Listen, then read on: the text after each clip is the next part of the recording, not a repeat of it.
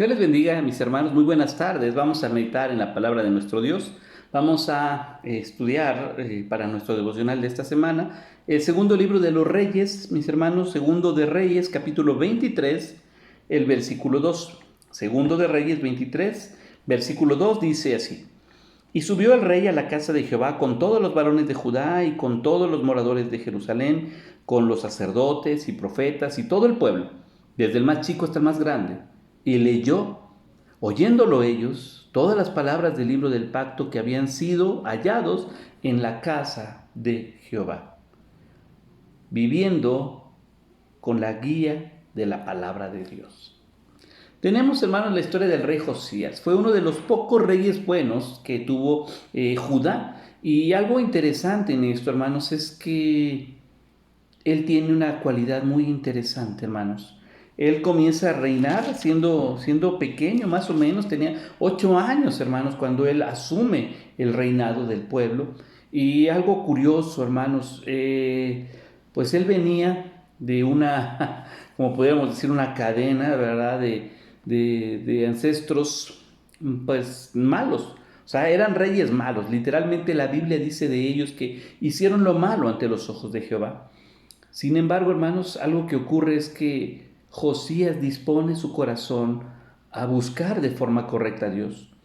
Y cuando manda, hermanos, a hacer una limpieza en el templo que sus antepasados habían mandado, incluso algunos hasta cerrar, se topan con la ley, con el libro de la ley del Señor. Y ellos no entienden qué es lo que trata de decir esto que está escrito para nosotros. Mandan a consultar a un profeta, bueno, a una profetisa, a Hulda, y Hulda les da indicaciones de lo que ocurre al toparnos con la palabra de Dios. Y saber, hermanos, que no por no conocer o desconocer la palabra de Dios significa que somos inocentes. Claro que no. Todos, hermanos, por simple moralidad, sabemos lo que es correcto y lo que no. Pero Josías se topa con la palabra de Dios, se topa con la ley, se topa con la escritura. Y entonces él dice, no podemos seguir viviendo como estamos haciendo. Se toparon, hermanos, en algún punto de su existencia con la palabra de Dios. Y cuando la leyeron, hermanos, les dolió en el corazón saber que todo lo que ellos habían hecho era ofensivo a Dios.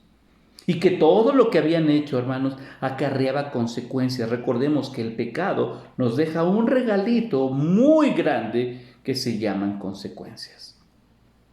Josías se topa con la palabra.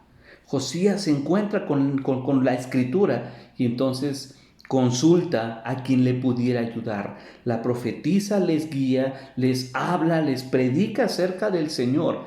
Y entonces, ¿sabe qué? Lo que hace Josías es esto, hermanos. Dice el versículo 2, subió el rey a la casa de Jehová, se fueron al templo. Fueron a buscar a Dios. Sabían, hermanos, que el templo era representación de la presencia de Dios entre el pueblo.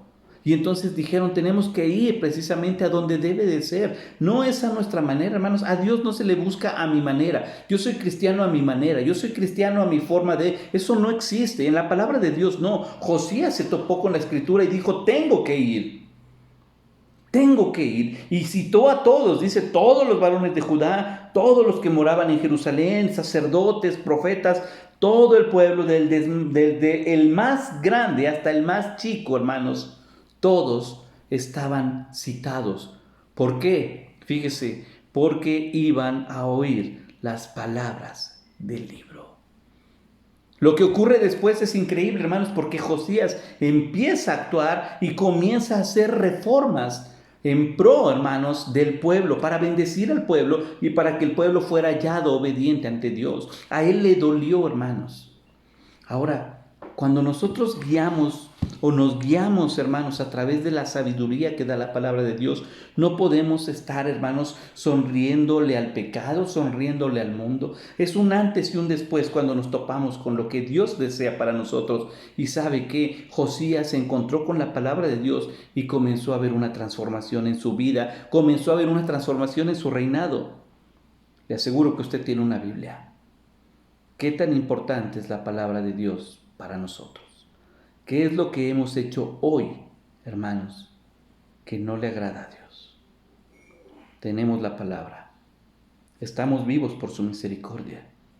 Entonces aprendamos a valorar lo que está escrito aquí y que nuestra vida tenga el antes y el después a partir de lo que Cristo ha hecho, a partir de toparnos con su palabra.